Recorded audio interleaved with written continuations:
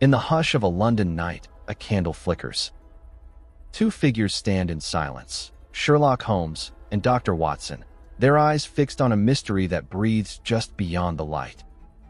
Tonight, we open one of Holmes's most chilling cases, a tale of inheritance, fear, and a whisper from behind locked doors.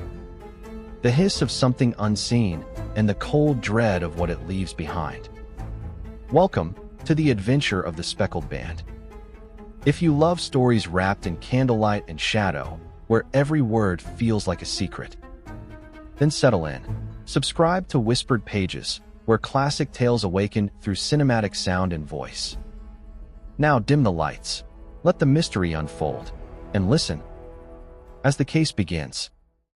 I'm glancing over my notes of the 70-odd cases in which I have during the last 8 years studied the methods of my friend Sherlock Holmes.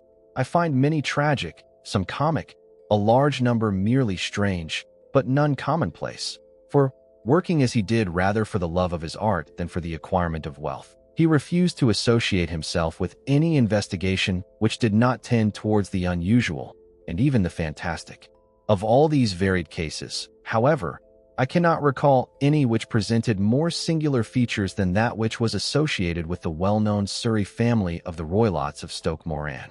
The events in question occurred in the early days of my association with Holmes, when we were sharing rooms as bachelors in Baker Street. It is possible that I might have placed them upon record before, but a promise of secrecy was made at the time, from which I have only been freed during the last month by the untimely death of the lady to whom the pledge was given. It is perhaps as well that the facts should now come to light, for I have reasons to know that there are widespread rumors as to the death of Dr. Grimsby Roylott, which tend to make the matter even more terrible than the truth. It was early in April in the year 83 that I woke one morning to find Sherlock Holmes standing, fully dressed, by the side of my bed. He was a late riser, as a rule, and as the clock on the mantelpiece showed me that it was only 7:15, I blinked up at him in some surprise, and perhaps just a little resentment, for I was myself regular in my habits. "Very sorry to knock you up, Watson," said he, "but it's the common lot this morning. Mrs. Hudson has been knocked up," she retorted upon me, "and I on you." "What is it, then, a fire?" "No, a client. It seems that a young lady has arrived in a considerable state of excitement, who insists upon seeing me. She is waiting now in the sitting room. Now, when young ladies wander about the metropolis at this hour of the morning and knock sleepy people up out of their beds, I presume that it is something very pressing which they have to communicate. Should it prove to be an interesting case, you would, I am sure, wish to follow it from the outset. I thought, at any rate, that I should call you and give you the chance." "My dear fellow, I would not miss it for anything." I had no keener pleasure than in following Holmes in his professional investigations, and in admiring the rapid deductions, as swift as intuitions, and yet always founded on a logical basis with which he unraveled the problems which were submitted to him. I rapidly threw on my clothes and was ready in a few minutes to accompany my friend down to the sitting room. A lady dressed in black and heavily veiled, who had been sitting in the window, rose as we entered. "Good morning, madam," said Holmes cheerily. "My name is Sherlock Holmes. This is my intimate friend and associate, Dr. Watson, before whom you can speak as freely as before myself." I am glad to see that Mrs. Hudson has had the good sense to light the fire. Pray draw up to it, and I shall order you a cup of hot coffee, for I observe that you are shivering." "It is not cold which makes me shiver," said the woman in a low voice, changing her seat as requested. "What then?" "It is fear, Mr. Holmes. It is terror." She raised her veil as she spoke, and we could see that she was indeed in a pitiable state of agitation, her face all drawn and gray, with restless, frightened eyes, like those of some hunted animal. Her features and figure were those of a woman of 30, but her hair was shot with premature gray, and her expression was weary and haggard. Sherlock Holmes ran her over with one of his quick, all-comprehensive glances. "You must not fear," said he soothingly, bending forward and patting her forearm. "We shall soon set matters right, I have no doubt. You have come in by train this morning, I see." "You know me, then?" "No, but I observed the second half of a return ticket in the palm of your left glove. You must have started early, and yet you had a good drive in a dogcart along heavy roads before you reached the station." The lady gave a violent start and stared in bewilderment at my companion. "There is no mystery, my dear madam," said he, smiling. "The left arm of your jacket is spattered with mud in no less than 7 places. The marks are perfectly fresh. There is no vehicle save a dogcart which throws up mud in that way, and then only when you sit on the left-hand side of the driver. Whatever your reasons may be, you are perfectly correct," said she. "I started from home before 6, reached Leatherhead at 20 past, and came in by the first train to Waterloo. Sir, I can stand this strain no longer. I shall go mad if it continues. I have no one to turn to. None, save only one, who cares for me, and he, poor fellow, can be of little aid. I have heard of you, Mr. Holmes.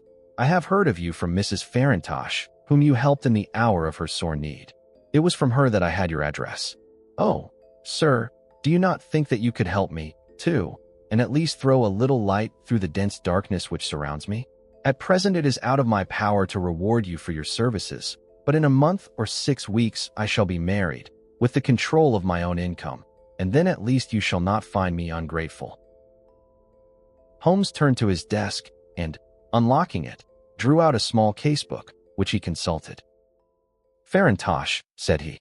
"Ah, yes, I recall the case. It was concerned with an opal tiara. I think it was before your time, Watson. I can only say, madam, that I shall be happy to devote the same care to your case as I did to that of your friend. As to reward, my profession is its own reward, but you are at liberty to defray whatever expenses I may be put to at the time which suits you best. And now I beg that you will lay before us everything that may help us in forming an opinion upon the matter." "Alas," replied our visitor, "the very horror of my situation lies in the fact that my fears are so vague, and my suspicions depend so entirely upon small points, which might seem trivial to another, that even he to whom of all others I have a right to look for help and advice looks upon all that I tell him about it as the fancies of a nervous woman. He does not say so, but I can read it from his soothing answers and averted eyes. But I have heard, Mr. Holmes, that you can see deeply into the manifold wickedness of the human heart. You may advise me how to walk amid the dangers which encompass me." "I am all attention, madam." "My name is Helen Stoner, and I am living with my stepfather, who is the last survivor of one of the oldest Saxon families in England, the Roylotts of Stoke Moran, on the western border of Surrey." Holmes nodded his head. "The name is familiar to me," said he. "The family was at one time among the richest in England, and the estates extended over the borders into Berkshire in the north and Hampshire in the west. In the last century, however, for successive heirs were of a dissolute and wasteful disposition, and the family ruin was eventually completed by a gambler in the days of the Regency. Nothing was left save a few acres of ground and the 200-year-old house, which is itself crushed under a heavy mortgage. The last squire dragged out his existence there, living the horrible life of an aristocratic pauper, but his only son, my stepfather, seeing that he must adapt himself to the new conditions, obtained an advance from a relative, which enabled him to take a medical degree and went out to Calcutta, where, by his professional skill and his force of character, he established a large practice. In a fit of anger, however, caused by some robberies which had been perpetrated in the house, he beat his native butler to death and narrowly escaped a capital sentence. As it was, he suffered a long term of imprisonment and afterwards returned to England a morose and disappointed man. When Dr. Roylott was in India, he married my mother, Mrs. Stoner, the young widow of Major General Stoner of the Bengal Artillery. My sister Julia and I were twins, and we were only 2 years old at the time of my mother's remarriage. She had a considerable sum of money, not less than £1,000 a year, and this she bequeathed to Dr. Roylott entirely while we resided with him, with a provision that a certain annual sum should be allowed to each of us in the event of our marriage. Shortly after our return to England, my mother died. She was killed 8 years ago in a railway accident near Crewe. Dr. Roylott then abandoned his attempts to establish himself in practice in London and took us to live with him in the old ancestral house at Stoke Moran. The money which my mother had left was enough for all our wants, and there seemed to be no obstacle to our happiness.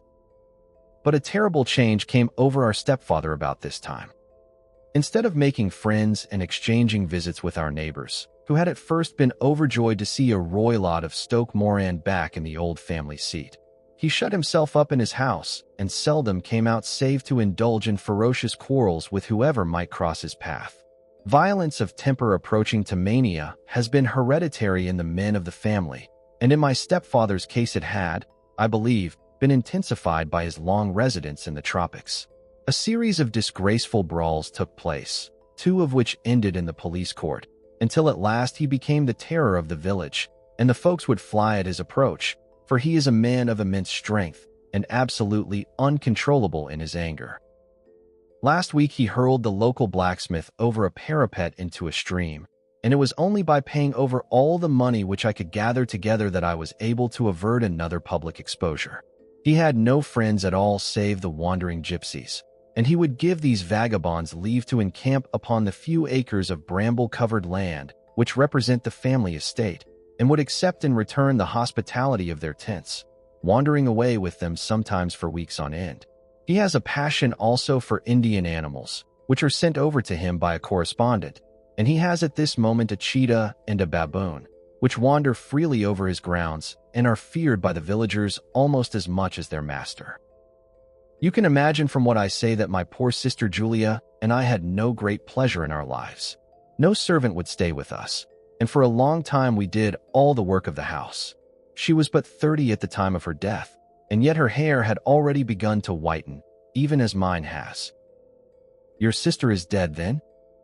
She died just 2 years ago, and it is of her death that I wish to speak to you. You can understand that, living the life which I have described, we were little likely to see anyone of our own age and position. We had, however, an aunt, my mother's maiden sister, Miss Honoria Westphale, who lives near Harrow, and we were occasionally allowed to pay short visits at this lady's house. Julia went there at Christmas 2 years ago, and met there a half-pay major of Marines, to whom she became engaged. My stepfather learned of the engagement when my sister returned and offered no objection to the marriage. But within a fortnight of the day which had been fixed for the wedding, the terrible event occurred which has deprived me of my only companion. Sherlock Holmes had been leaning back in his chair with his eyes closed and his head sunk in a cushion, but he half opened his lids now and glanced across at his visitor. "Pray be precise as to details," said he.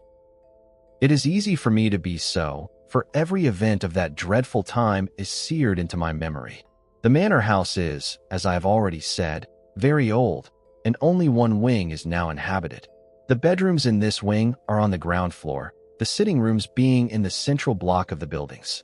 Of these bedrooms, the first is Dr. Roylett's, the second my sister's, and the third my own. There is no communication between them, but they all open out into the same corridor. Do I make myself plain?" "Perfectly so." The windows of the 3 rooms open out upon the lawn. That fatal night, Dr. Roylott had gone to his room early, though we knew that he had not retired to rest, for my sister was troubled by the smell of the strong Indian cigars which it was his custom to smoke. She left her room, therefore, and came into mine, where she sat for some time, chatting about her approaching wedding.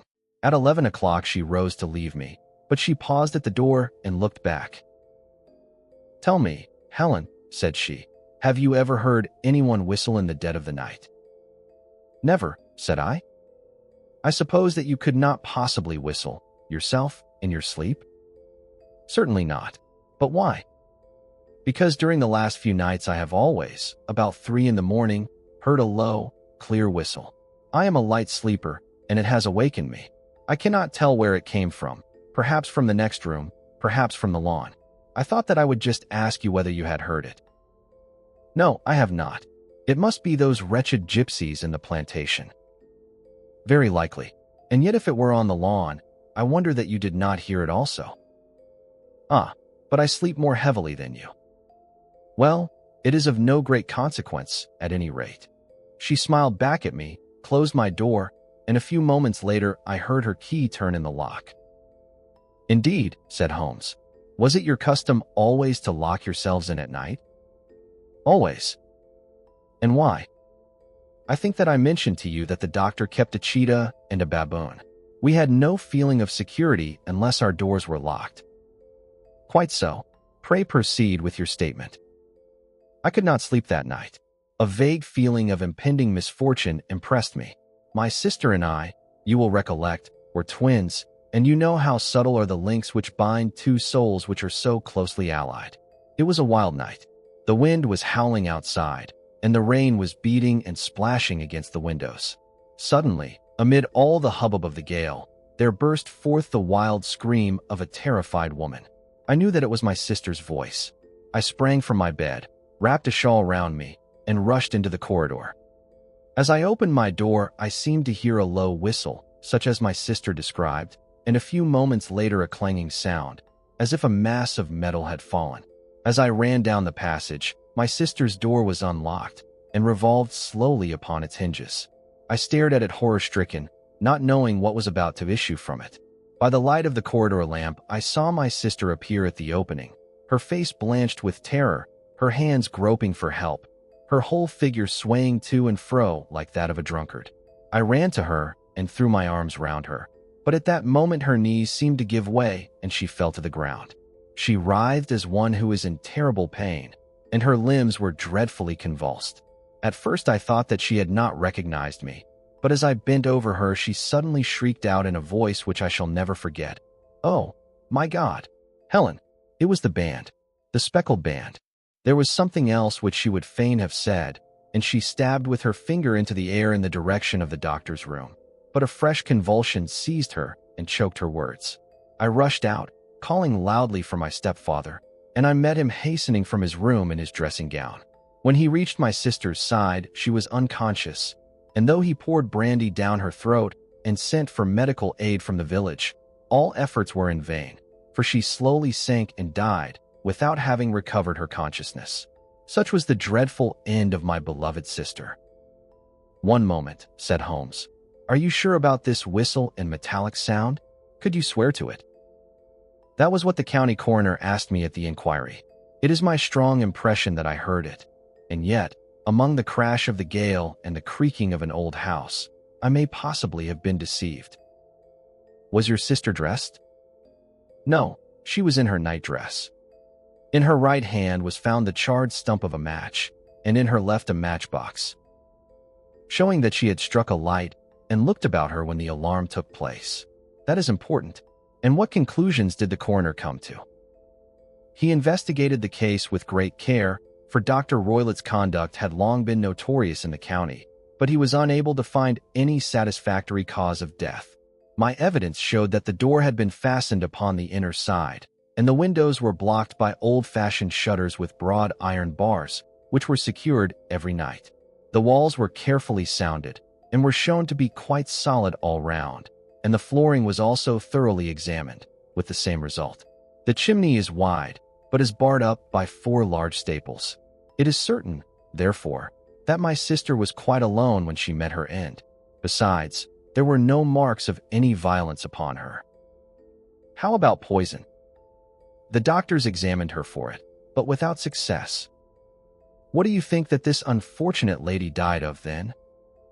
It is my belief that she died of pure fear and nervous shock, though what it was that frightened her I cannot imagine. Were there gypsies in the plantation at the time? Yes, there are nearly always some there.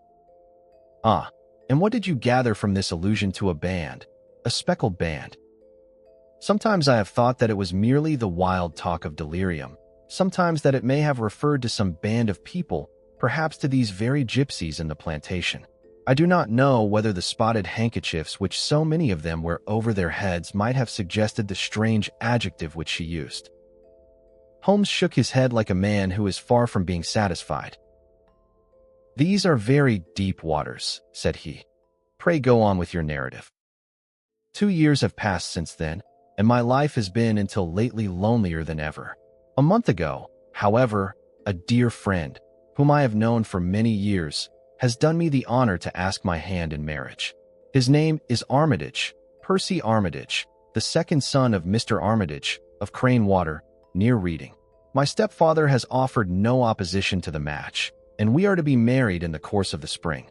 2 days ago, some repairs were started in the west wing of the building, and my bedroom wall has been pierced, so that I have had to move into the chamber in which my sister died, and to sleep in the very bed in which she slept. Imagine, then, my thrill of terror when last night, as I lay awake, thinking over her terrible fate, I suddenly heard in the silence of the night the low whistle which had been the herald of her own death. I sprang up and lit the lamp, but nothing was to be seen in the room. I was too shaken to go to bed again, however, so I dressed, and as soon as it was daylight I slipped down, got a dog-cart at the Crown Inn, which is opposite, and drove to Leatherhead, from whence I have come on this morning with the one object of seeing you and asking your advice. You have done wisely, said my friend. But have you told me all? Yes, all. Miss Roylott, you have not. You are screening your stepfather. Why, what do you mean? For answer, Holmes pushed back the frill of black lace which fringed the hand that lay upon our visitor's knee. 5 little livid spots, the marks of 4 fingers and a thumb, were printed upon the white wrist. You have been cruelly used, said Holmes. The lady colored deeply and covered over her injured wrist. He is a hard man, she said, and perhaps he hardly knows his own strength. There was a long silence, during which Holmes leaned his chin upon his hands and stared into the crackling fire. This is a very deep business, he said at last. There are 1,000 details which I should desire to know before I decide upon our course of action. Yet we have not a moment to lose. If we were to come to Stoke Moran today, would it be possible for us to see over these rooms without the knowledge of your stepfather? As it happens, he spoke of coming into town today upon some most important business. It is probable that he will be away all day, and that there would be nothing to disturb you. We have a housekeeper now, but she is old and foolish, and I could easily get her out of the way. Excellent. You are not averse to this trip, Watson? By no means. Then we shall both come. What are you going to do yourself? I have 1 or 2 things which I would wish to do now that I am in town, but I shall return by the 12 o'clock train, so as to be there in time for your coming. And you may expect us early in the afternoon. I have myself some small business matters to attend to. Will you not wait and breakfast? No, I must go. My heart is lightened already since I have confided my trouble to you. I shall look forward to seeing you again this afternoon. She dropped her thick black veil over her face and glided from the room. And what do you think of it all, Watson? Asked Sherlock Holmes, leaning back in his chair. It seems to me to be a most dark and sinister business. Dark enough and sinister enough. Yet if the lady is correct in saying that the flooring and walls are sound, and that the door, window, and chimney are impassable, then her sister must have been undoubtedly alone when she met her mysterious end. What becomes, then, of these nocturnal whistles, and what of the very peculiar words of the dying woman? I cannot think. When you combine the ideas of whistles at night, the presence of a band of gypsies who are on intimate terms with this old doctor, the fact that we have every reason to believe that the doctor has an interest in preventing his stepdaughter's marriage, the dying allusion to a band, and, finally, the fact that Miss Helen Stoner heard a metallic clang, which might have been caused by one of those metal bars that secured the shutters falling back into its place, I think that there is good ground to think that the mystery may be cleared along those lines. But what, then, did the gypsies do? I cannot imagine. I see many objections to any such theory. And so do I. It is precisely for that reason that we are going to Stoke Moran this day. I want to see whether the objections are fatal, or if they may be explained away. But what in the name of the devil? The ejaculation had been drawn from my companion by the fact that our door had been suddenly dashed open, and that a huge man had framed himself in the aperture. His costume was a peculiar mixture of the professional and of the agricultural, having a black top hat, a long frock coat, and a pair of high gaiters, with a hunting crop swinging in his hand. So tall was he that his hat actually brushed the crossbar of the doorway, and his breadth seemed to span it across from side to side. A large face, seared with 1,000 wrinkles, burned yellow with the sun, and marked with every evil passion, was turned from one to the other of us, while his deep-set, bile-shot eyes, and his high, thin, fleshless nose, gave him somewhat the resemblance to a fierce old bird of prey. "Which of you is Holmes?" asked this apparition. "My name, sir, but you have the advantage of me," said my companion quietly. "I am Dr. Grimsby Roylott of Stoke Moran. Break time equals 0. 5s/ Indeed, doctor," said Holmes blandly. "Pray take a seat." "I will do nothing of the kind. My stepdaughter has been here. I have traced her. What has she been saying to you?" "It is a little cold for the time of the year," said Holmes. "What has she been saying to you?" screamed the old man furiously. "But I have heard that the crocuses promise well," continued my companion imperturbably. "Huh, you put me off, do you?" said our new visitor, taking a step forward and shaking his hunting crop. "I know you, you scoundrel. I have heard of you before. You are Holmes, the meddler." My friend smiled. "Holmes, the busybody." His smile broadened. "Holmes, the Scotland Yard jack-in-office." Holmes chuckled heartily. "Your conversation is most entertaining," said he. "When you go out, close the door, for there is a decided draught." "I will go when I have had my say. Don't you dare to meddle with my affairs.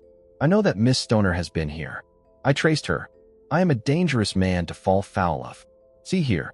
He stepped swiftly forward, seized the poker, and bent it into a curve with his huge brown hands. "See that you keep yourself out of my grip," he snarled, and hurling the twisted poker into the fireplace, he strode out of the room. "He seems a very amiable person," said Holmes, laughing.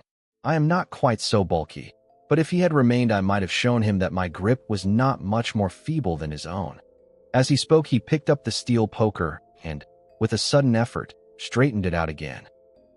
Fancy his having the insolence to confound me with the official detective force.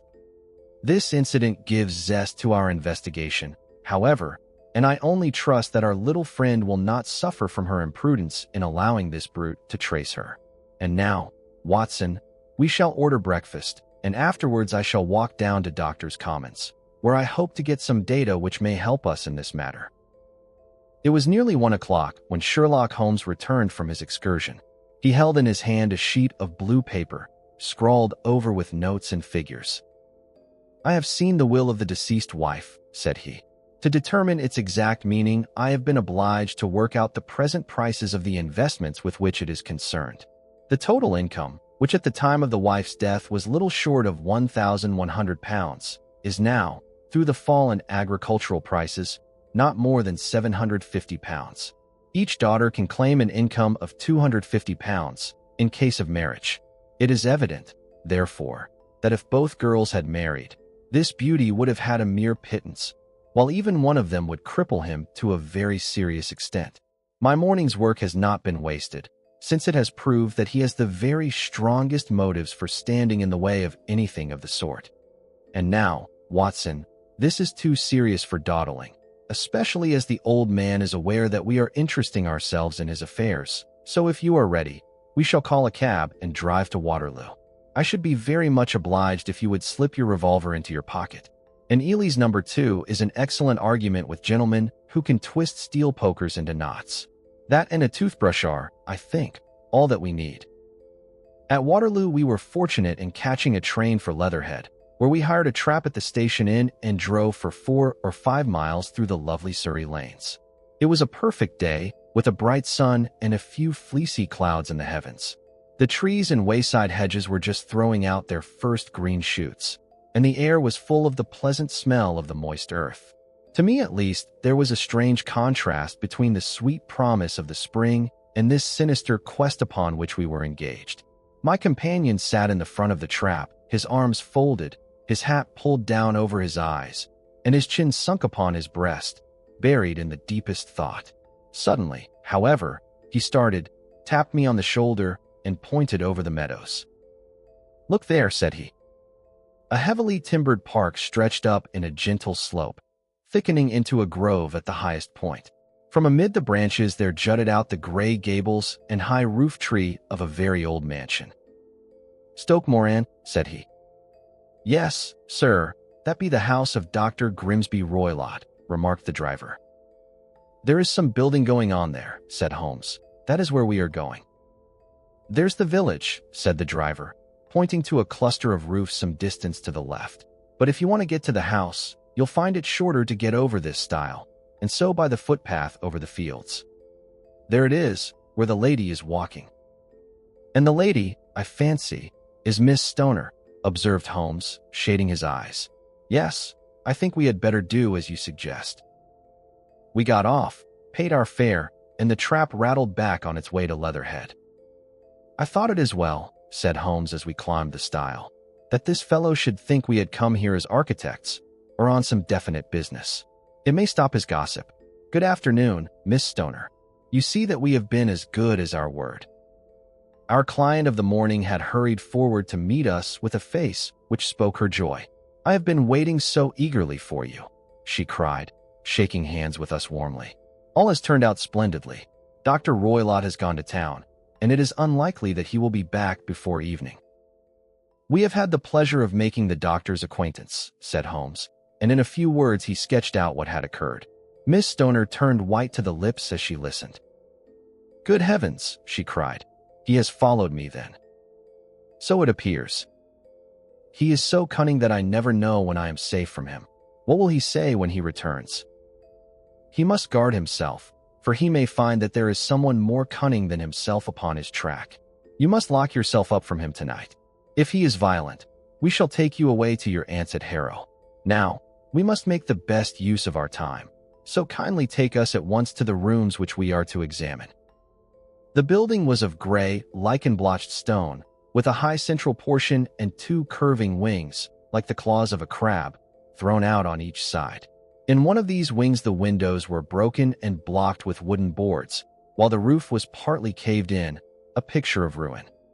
The central portion was in little better repair, but the right-hand block was comparatively modern, and the blinds in the windows, with the blue smoke curling up from the chimneys, showed that this was where the family resided. Some scaffolding had been erected against the end wall, and the stonework had been broken into, but there were no signs of any workmen at the moment of our visit. Holmes walked slowly up and down the ill-trimmed lawn and examined with deep attention the outsides of the windows. "This, I take it, belongs to the room in which you used to sleep, the center one to your sister's, and the one next to the main building to Dr. Roylott's chamber?" "Exactly so, but I am now sleeping in the middle one. Pending the alterations, as I understand. By the way, there does not seem to be any very pressing need for repairs at that end wall." "There were none. I believe that it was an excuse to move me from my room." "Ah, that is suggestive. Now, on the other side of this narrow wing runs the corridor from which these three rooms open. There are windows in it, of course." "Yes, but very small ones, too narrow for anyone to pass through. As you both locked your doors at night, your rooms were unapproachable from that side. Now, would you have the kindness to go into your room and bar your shutters?" Miss Stoner did so, and Holmes, after a careful examination through the open window, endeavored in every way to force the shutter open, but without success. There was no slit through which a knife could be passed to raise the bar. Then with his lens he tested the hinges, but they were of solid iron, built firmly into the massive masonry. Said he, scratching his chin in some perplexity. "My theory certainly presents some difficulties.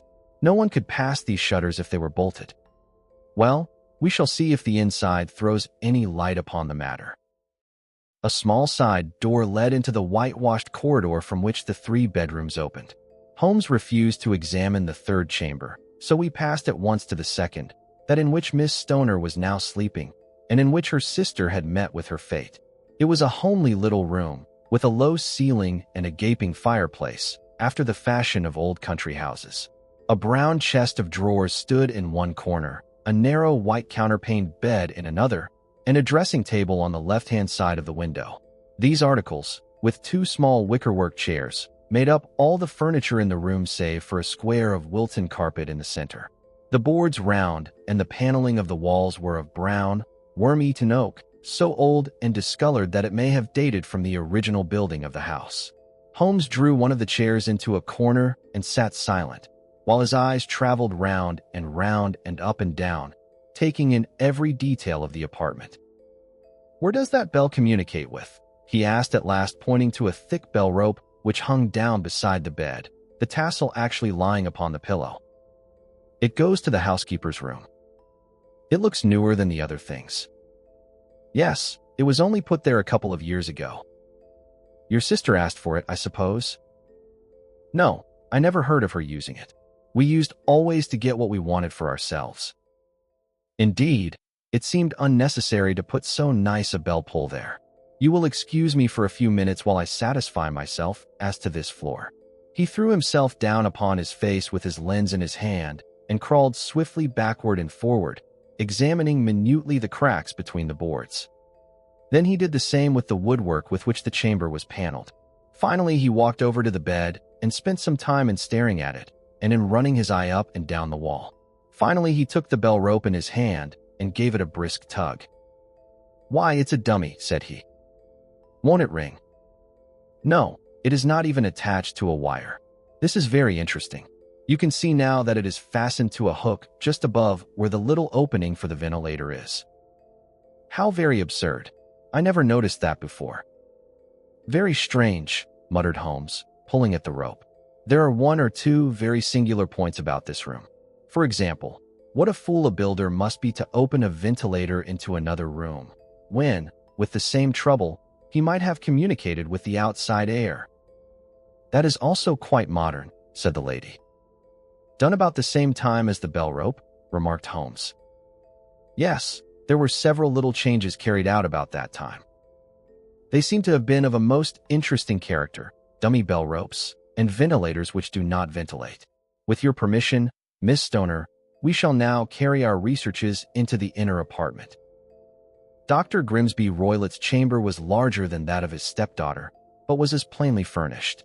A camp bed, a small wooden shelf full of books, mostly of a technical character, an armchair beside the bed, a plain wooden chair against the wall, a round table, and a large iron safe were the principal things which met the eye. Holmes walked slowly round and examined each and all of them with the keenest interest. "What's in here?" he asked, tapping the safe. "My stepfather's business papers." "Oh, you have seen inside, then?" "Only once, some years ago. I remember that it was full of papers." "There isn't a cat in it, for example?" "No. What a strange idea." "Well, look at this." He took up a small saucer of milk which stood on the top of it. "No, we don't keep a cat, but there is a cheetah and a baboon." "Ah, yes, of course. Well, a cheetah is just a big cat, and yet a saucer of milk does not go very far in satisfying its wants, I dare say. There is one point which I should wish to determine." He squatted down in front of the wooden chair and examined the seat of it with the greatest attention. "Thank you. That is quite settled," said he, rising and putting his lens in his pocket. "Hello, here is something interesting." The object which had caught his eye was a small dog lash hung on one corner of the bed. The lash, however, was curled upon itself and tied so as to make a loop of whipcord. "What do you make of that, Watson?" "It's a common enough lash, but I don't know why it should be tied." "That is not quite so common, is it? Ah me, it's a wicked world, and when a clever man turns his brains to crime, it is the worst of all.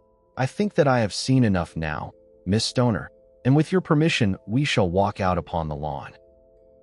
I had never seen my friend's face so grim or his brow so dark as it was when we turned from the scene of this investigation. We had walked several times up and down the lawn, neither Miss Stoner nor myself liking to break in upon his thoughts before he roused himself from his reverie. "It is very essential, Miss Stoner," said he, "that you should absolutely follow my advice in every respect." "I shall most certainly do so." "The matter is too serious for any hesitation. Your life may depend upon your compliance. I assure you that I am in your hands. In the first place, both my friend and I must spend the night in your room." Both Miss Stoner and I gazed at him in astonishment. "Yes, it must be so. Let me explain. I believe that is the village inn over there." "Yes, that is the Crown." "Very good. Your windows would be visible from there." "Certainly." "You must confine yourself to your room, on pretense of a headache, when your stepfather comes back. Then when you hear him retire for the night, you must open the shutters of your window, undo the hasp, put your lamp there as a signal to us, and then withdraw quietly with everything which you are likely to want into the room which you used to occupy. I have no doubt that, in spite of the repairs, you could manage there for one night. Oh yes, easily. The rest you will leave in our hands. But what will you do? We shall spend the night in your room, and we shall investigate the cause of this noise which has disturbed you. I believe, Mr. Holmes, that you have already made up your mind, said Miss Stoner, laying her hand upon my companion's sleeve. Perhaps I have. Then, for pity's sake, tell me what was the cause of my sister's death. I should prefer to have clearer proofs before I speak. You can at least tell me whether my own thought is correct, and if she died from some sudden fright. No, I do not think so. I think that there was probably some more tangible cause. And now, Miss Stoner, we must leave you, for if Dr. Roylott returned and saw us, our journey would be in vain. Goodbye, and be brave, for if you will do what I have told you, you may rest assured that we shall soon drive away the dangers that threaten you. Sherlock Holmes and I had no difficulty in engaging a bedroom and sitting room at the Crown Inn. They were on the upper floor, and from our window we could command a view of the Avenue Gate and of the inhabited wing of Stoke Moran Manor House. At dusk we saw Dr. Grimsby Roylott drive past, his huge form looming up beside the little figure of the lad who drove him. The boy had some slight difficulty in undoing the heavy iron gates, and we heard the hoarse roar of the doctor's voice and saw the fury with which he shook his clenched fists at him. The trap drove on, and a few minutes later we saw a sudden light spring up among the trees as the lamp was lit in one of the sitting rooms. "Do you know, Watson," said Holmes as we sat together in the gathering darkness, "I have really some scruples as to taking you tonight. There is a distinct element of danger. Can I be of assistance? Your presence might be invaluable. Then I shall certainly come.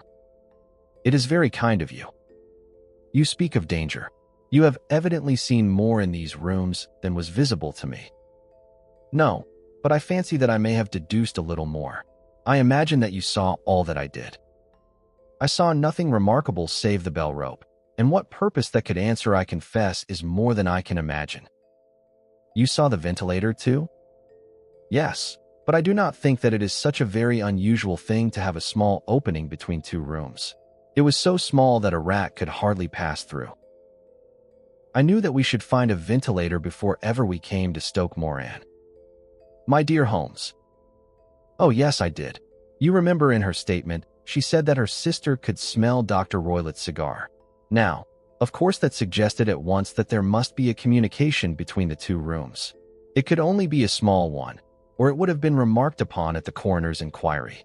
I deduced a ventilator. But what harm can there be in that? Well, there is at least a curious coincidence of dates. A ventilator is made, a cord is hung, and a lady who sleeps in the bed dies. Does not that strike you?" "I cannot as yet see any connection." "Did you observe anything very peculiar about that bed?" "No. It was clamped to the floor. Did you ever see a bed fastened like that before?" "I cannot say that I have." "The lady could not move her bed.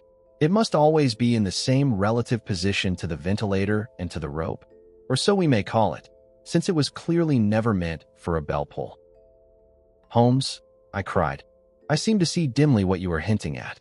We are only just in time to prevent some subtle and horrible crime."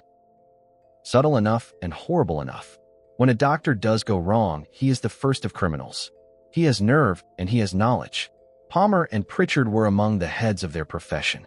This man strikes even deeper, but I think, Watson, that we shall be able to strike deeper still. But we shall have horrors enough before the night is over.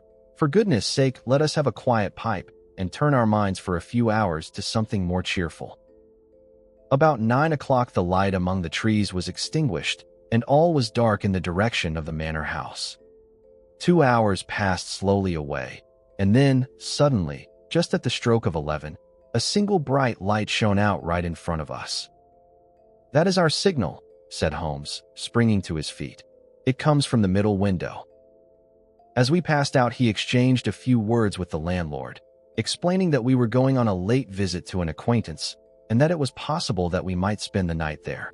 A moment later, we were out on the dark road, a chill wind blowing in our faces, and one yellow light twinkling in front of us through the gloom to guide us on our somber errand. There was little difficulty in entering the grounds, for unrepaired breaches gaped in the old park wall. Making our way among the trees, we reached the lawn, crossed it, and were about to enter through the window when out from a clump of laurel bushes there darted what seemed to be a hideous and distorted child, who threw itself upon the grass with writhing limbs and then ran swiftly across the lawn into the darkness. "My God," I whispered, "did you see it?" Holmes was for the moment as startled as I. His hand closed like a vice upon my wrist in his agitation. Then he broke into a low laugh and put his lips to my ear. "It is a nice household," he murmured. "That is the baboon." I had forgotten the strange pets which the doctor affected. There was a cheetah, too. Perhaps we might find it upon our shoulders at any moment. I confess that I felt easier in my mind when, after following Holmes' example and slipping off my shoes, I found myself inside the bedroom. My companion noiselessly closed the shutters, moved the lamp onto the table, and cast his eyes round the room. All was as we had seen it in the daytime. Then, creeping up to me and making a trumpet of his hand, he whispered into my ear again so gently that it was all that I could do to distinguish the words. The least sound would be fatal to our plans. I nodded to show that I had heard. "We must sit without light. He would see it through the ventilator." I nodded again. "Do not go asleep. Your very life may depend upon it. Have your pistol ready in case we should need it. I will sit on the side of the bed, and you in that chair." I took out my revolver and laid it on the corner of the table. Holmes had brought up a long, thin cane, and this he placed upon the bed beside him. By it he laid the box of matches and the stump of a candle. Then he turned down the lamp, and we were left in darkness. How shall I ever forget that dreadful vigil? I could not hear a sound, not even the drawing of a breath, and yet I knew that my companion sat open-eyed, within a few feet of me, in the same state of nervous tension in which I was myself.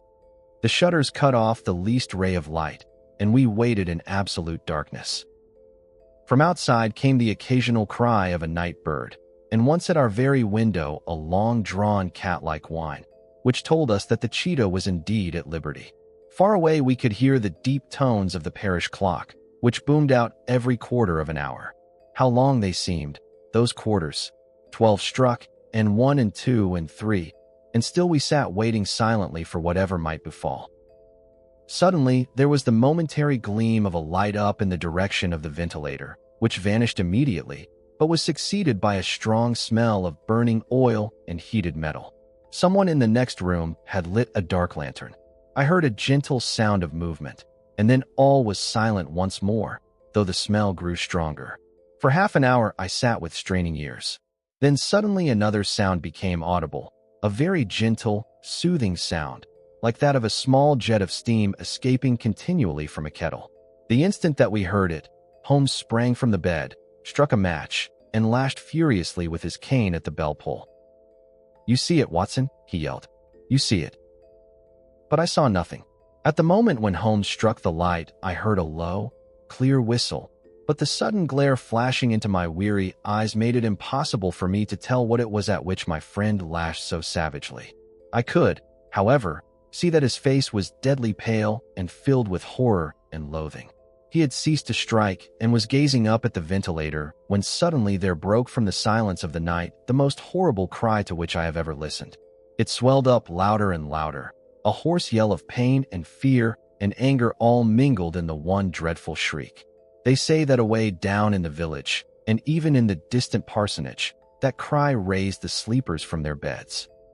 It struck cold to our hearts, and I stood gazing at Holmes, and he at me, until the last echoes of it had died away into the silence from which it rose. "What can it mean?" I gasped. "It means that it is all over," Holmes answered. "And perhaps, after all, it is for the best. Take your pistol, and we will enter Dr. Roylett's room." With a grave face, he lit the lamp and led the way down the corridor. Twice he struck at the chamber door without any reply from within. Then he turned the handle and entered, I at his heels, with the cocked pistol in my hand. It was a singular sight which met our eyes. On the table stood a dark lantern with the shutter half open, throwing a brilliant beam of light upon the iron safe, the door of which was ajar. Beside this table, on the wooden chair, sat Dr. Grimsby Roylott, clad in a long gray dressing gown, his bare ankles protruding beneath, and his feet thrust into red heelless Turkish slippers. Across his lap lay the short stock with the long lash which we had noticed during the day. His chin was cocked upward and his eyes were fixed in a dreadful, rigid stare at the corner of the ceiling. Round his brow he had a peculiar yellow band, with brownish speckles, which seemed to be bound tightly round his head. As we entered, he made neither sound nor motion. "The band, the speckled band," whispered Holmes. I took a step forward. In an instant his strange headgear began to move, and there reared itself from among his hair the squat diamond-shaped head and puffed neck of a loathsome serpent. "It is a swamp adder," cried Holmes, "the deadliest snake in India. He has died within 10 seconds of being bitten. Violence does, in truth, recoil upon the violent, and the schemer falls into the pit which he digs for another. Let us thrust this creature back into its den, and we can then remove Miss Stoner to some place of shelter and let the county police know what has happened."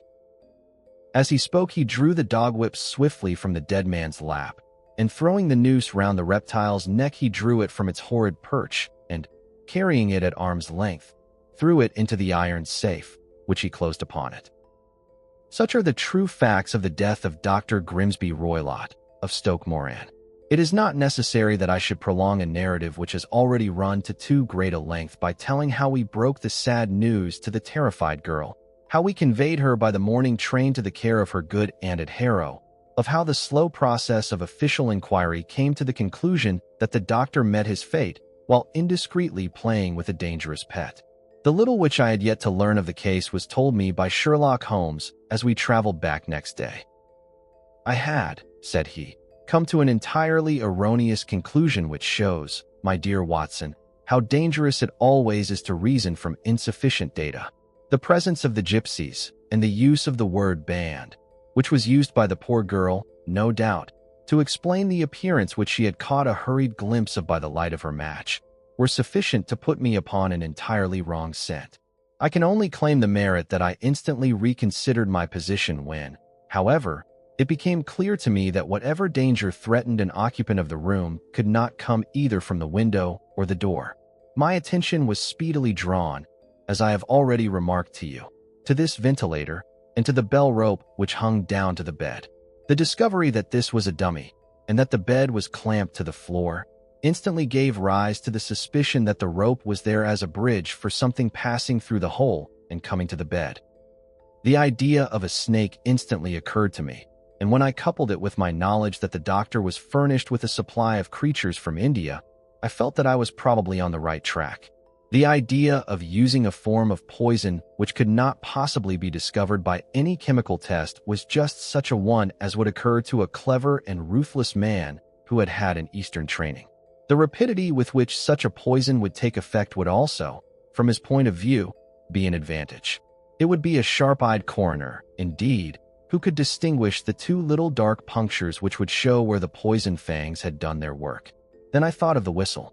Of course, he must recall the snake before the morning light revealed it to the victim. He had trained it, probably by the use of the milk which we saw, to return to him when summoned. He would put it through this ventilator at the hour that he thought best, with the certainty that it would crawl down the rope and land on the bed. It might or might not bite the occupant. Perhaps she might escape every night for a week, but sooner or later she must fall a victim. I had come to these conclusions before ever I had entered his room. An inspection of his chair showed me that he had been in the habit of standing on it, which of course would be necessary in order that he should reach the ventilator. The sight of the safe, the saucer of milk, and the loop of whipcord were enough to finally dispel any doubts which may have remained. The metallic clang heard by Miss Stoner was obviously caused by her stepfather hastily closing the door of his safe upon its terrible occupant. Having once made up my mind, you know the steps which I took in order to put the matter to the proof. I heard the creature hiss, as I have no doubt that you did also, and I instantly lit the light and attacked it, with the result of driving it through the ventilator. Break time equals 0. 5s/, and also with the result of causing it to turn upon its master at the other side. Some of the blows of my cane came home and roused its snakish temper, so that it flew upon the first person it saw. In this way, I am no doubt indirectly responsible for Dr. Grimsby Roylett's death, and I cannot say that it is likely to weigh very heavily upon my conscience. As the candlelight fades, another mystery falls silent. The case is closed, the serpent stilled, and the keen mind of Sherlock Holmes returns once more to the quiet of Baker Street. If you've enjoyed wandering these shadowed corridors of deduction and fear, join me again here, where stories come alive in voice and mist. Subscribe to Whispered Pages to uncover the next mystery. And let your nights be filled with the timeless whispers of classic tales. Until then, keep your lamp burning and your imagination awake.